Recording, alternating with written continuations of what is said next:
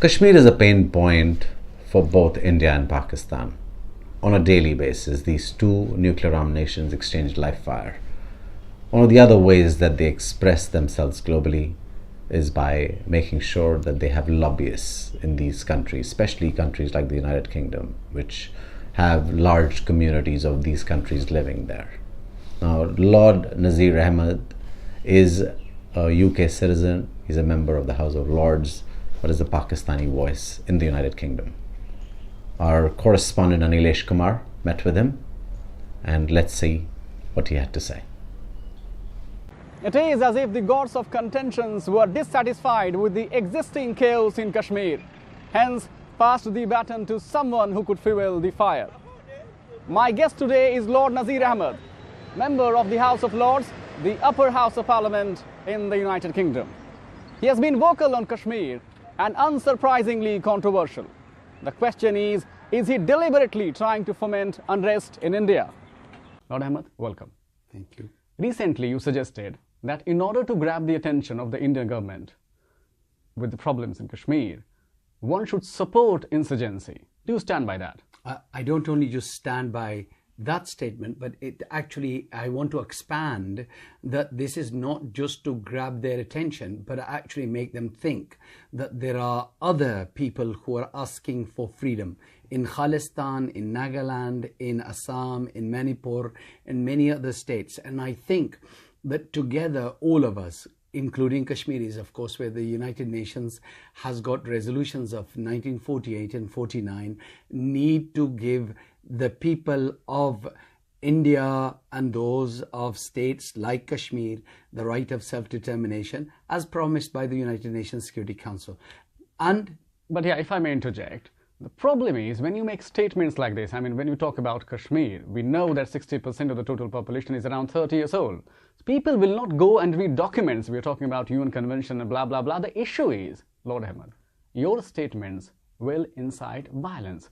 Do you analyze the repercussions of what you say? Absolute nonsense. First of all, violence is started by the Indian security forces, 700,000 of them, who illegally occupy day in, day out, all documented by Amnesty International, Physicians for Human Rights, Asia Watch, and the United Nations now Human Rights Commission. All documented since 1990, 89 in fact. If you look at the figures, whether they have been rape, torture, killings, extrajudicial killings, and also fake encounters. This is all documented. And if you look at the rape of Asifa Bano, eight men. Before we go into that, the issue is that we can produce counterfacts and we can give you all the details. That does not solve the Kashmir issue. When you talk about Kashmir issue, I am asking you on a genuine note, that do you really see a solution when you make those comments? I don't see any other option because... Than fomenting violence. Well, let me... No. Than fomenting violence. I've never supported violence. So your language, Lord Ahmed, with all respect, your language, when you say that one should support insurgency in India... I never said... And recently you said that, but my question is again, right now... Never said insurgency. All I'm saying, these are legitimate struggles for people. And how do you decide the legitimacy, Lord Ahmed? Well, I'll tell you. United Nations resolutions of 1948, 49, 15 other resolutions, and UN position. Hang on, UN position. And also, if you look at these nations within India, those nations who have been struggling for their legitimate right, and 1966 International Covenant on Human Rights, which actually the right of self-determination, Article 1, which India actually withdrew and expressed reservation. Had they not done so, then the people of these states would have been given that right. Now, let me tell you one thing, Lord Ahmed, with all respect, there are two aspects of this story. One is the legal framework or the convention or the interference of any international organization for that matter.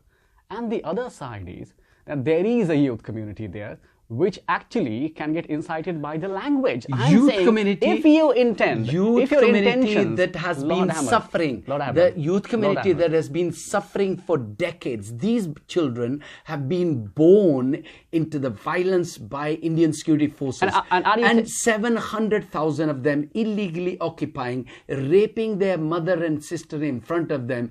I don't think any civilized young people can just tolerate. You don't have any proof. It is just random allegations that you are making at this No, point in time. No. My problem, again, this is the problem. Amnesty International, read the reports. This is I the will problem. get you reports. Lord Ahmed, this is the problem. You have not read I think, the Secretary of State, Madeleine Albright's book, which actually says that Roe perpetrated the murder of Sikhs in Chatti Singhpura, and had President Clinton not visited America, those Sikhs would have been. So Roe and the Indian intelligence services have been. I don't understand which side of the argument are you on.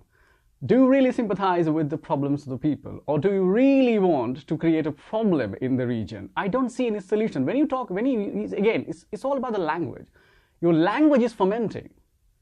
It's very incendiary. My language is very clear. Okay, right of self-determination for the Kashmiri people, freedom for the Sikhs, Khalistan, freedom for Nagaland, freedom for Assam, freedom for Manipur and other oppressed people, nations in India. And of course we want it peaceful way.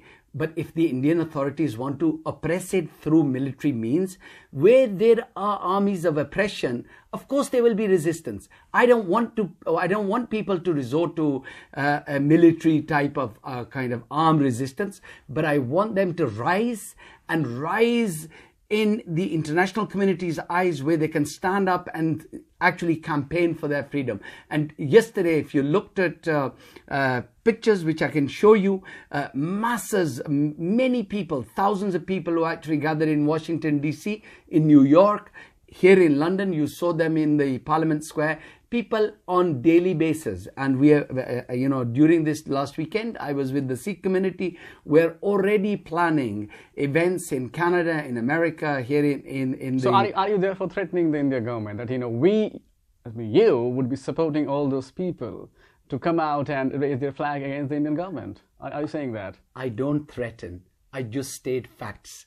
And this is where Indian intelligence services and Indian government is so illiterate. It does not understand my language. Let me give you an example. Yeah, but you don't understand. You don't understand the language. You don't understand the language of peace. I do. I have been. You don't understand the language of peace. 20 years. In the last 5 minutes. In the last 5 minutes, you talked about the alleged crimes committed by the army and stuff.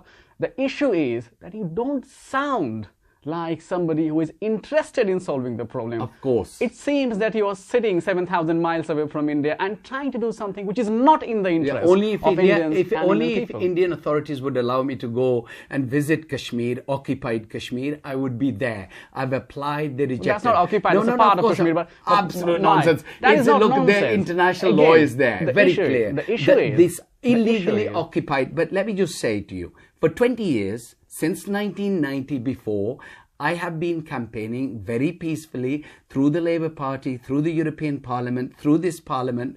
I am the president of the all-party parliamentary group on Kashmir. I was the chairman of this group. Peaceful way, and also in a calm and political way. They don't care. The only language they understand is violence. No violence. But when there is violence perpetrated by Indians, by the Indian security forces, then of course there will be reaction. So don't expect me to remain silent then.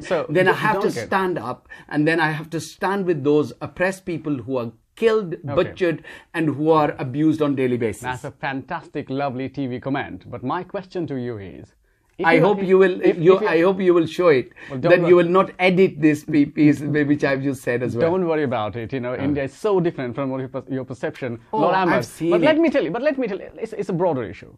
Let me not get into the regular TV debate. The question is, how do you see the role of international community when you talk about, the interference of countries like United Kingdom or, agencies like United Nations How do you see, what can UK do to the problem? Indians or Indian government would not allow anybody to interfere into the problems because the world community has its own problems. Of course, at the moment, India would say that, but let me just tell you, the world geopolitical situation is changing. And if you look at the new, if you like, groups that are emerging, India has decided to go with the United States of America. Good luck to India. Pakistan has done it for 70 years and Pakistan has never benefited from America. But now... But Pakistan, there's a difference. There's a difference between Pakistan and India. Yeah, no, India is known for business. Pakistan is known for terrorism. America would not go for that. Absolute nonsense. Let me tell you. It's not nonsense. Anything that doesn't make sense to you does not mean nonsense. No. Pakistan has a strategic position. It's the 6th or 7th. It's the second most populated Muslim country in the world with nuclear weapons, and of course with an army which is professional. The language of threat, Lord No, Ahmed. absolutely Again, no. But India does that all the time. Where does India nuclear does weapon? it. India does it. Where does nuclear weapon come in all this conversation? Well, I Lord tell Ahmed, you, get worked up. BJP ministers have been threatening of nuclear weapons, and sending army. No, not at all, Lord Ahmed. Mr. Modi said in his last speech, in Europe, he said that if he has to send an army into Pakistan, then he will do that. Now that's against international law.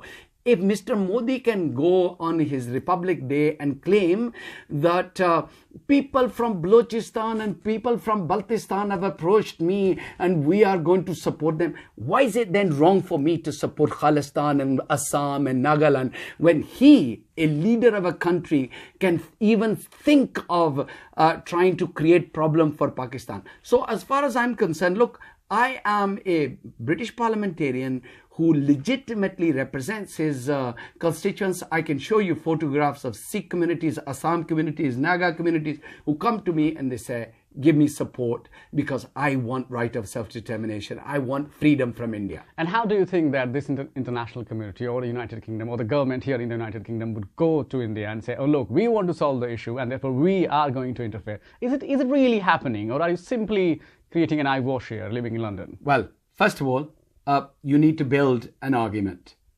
where if you look at some of the statements by government in the past, they've made some statements. At the moment, of course, I fully understand there are economic interests. I fully understand there are international interests. But I tell you, when you have enough strength in Canada, Sikhs make a lot of political difference. In this country, we will make difference in the next elections. Already 70, 80 constituencies that depend on our vote. Then of course I will be campaigning in there and asking that those members of parliament make a pledge that they will support the right of self-determination for the Kashmir. Good luck to you in that, but I don't see any government going all the way to India to support insurgency. That does not make any sense. Well, I think this insurgency, I've never used that word. You are using this because I'm using the word. Your TV program. No, let me just tell you, the absolute nonsense. Look, I don't believe in insurgency. But I do what I do say. When you have a rogue army, that is killing people, raping people, when you have a rogue army that is raping women and also perpetrating extrajudicial killings and all sorts of fake encounters, then people have the right to fight back. Lord Ahmed, when you're using all those lovely adjectives, I thought you would talk about terrorists being sent from Pakistan to India, not the Indian army. But anyway, coming back to the issue of Kashmir, how do you see 10 years from now, where are things going? Well, first of all, let me just come. If India had any evidence of terrorists coming from Pakistan, and come on, Lord Ahmed. Any evidence they would show it to me. Come on, Lord Ahmed. And I'll tell you, I'm launching a book. I'm discussing a book by German scholar who has investigated, and even your Mumbai attack was all perpetrated by actually it was all designed by your intelligence services. My goodness. I'll give you Lord that Ahmed, evidence. Lord Ahmed, I'll give you that evidence. 900 pages of this book. I have a lot of okay, respect now for let me you. come. Let me come to answer your. I have a lot of respect book. for you, but please maintain some dignity in this. Let's not Absolutely. let's not wander here and there without on the basis of I will give you the world 800, community knows that the facts only the nonsense that Indian extremist right-wing fascists, these BJP and Shiv Sena and these and Hindutva people, how these Hindutva people have been trying to tell lies about Pakistan. Okay, coming back to 10 years. I mean, it's fascinating that the argument does not suit you becomes nonsense, and what suits you is the sort of gospel. No, because anyway, let's come to the issue of Kashmir. Where do you think things are going from 10 years from now?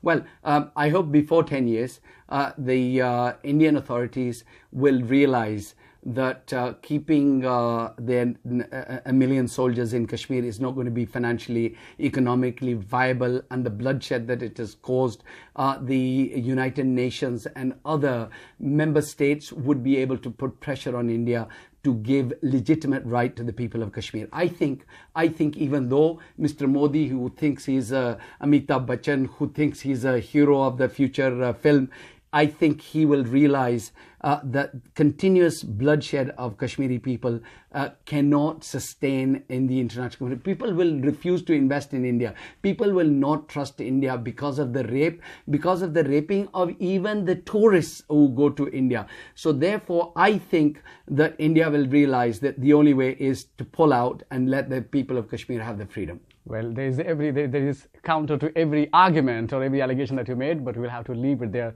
Thank you so much for talking to us. This interview was not to find a solution to the problem of Kashmir, and I'm not sure you found one, but probably you reached a conclusion how not to solve the Kashmir issue. Anilesh Kumar, Democracy News Live, London. Thank you, Anilesh. We live in impoverished democracies. Sometimes the challenge is that groups can easily be bought and sold just with a little money. But we have to make sure that we strengthen our democracies. We create systems that are violence-free. And that is where the challenge is going to lie for a lot of the countries in the South Asian region. But other advanced nations, other nations who are ahead of South Asia need to support that and not become the hub of terrorism.